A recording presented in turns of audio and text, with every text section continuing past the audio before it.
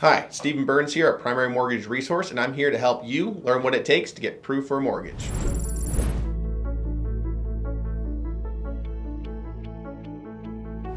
So some questions I get asked pretty often are, what are the out-of-pocket costs when it comes to purchasing a home? So first is the earnest money deposit. What that is that is your deposit to open escrow. You are saying, I want to move forward, here's a deposit, and allows escrow to open, start completing the paperwork, request title paperwork, and get the lender paperwork put together, and they're basically getting everything collected to make sure everything is able to move forward. And typically the earnest money deposit is somewhere around 1%. It could be much more or less, but typically from what I see is around 1% of the purchase price. Other expenses that you can expect to pay out of pocket are the appraisal fee. Usually the appraisal fee is somewhere between $500 and $600.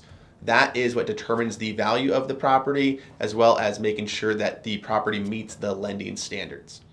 Lastly is the inspections. Inspections, typically the main one that most people do is a home inspection. That's usually a few $100 plus or minus depending on the extent of the inspection and the size and complexity of the home.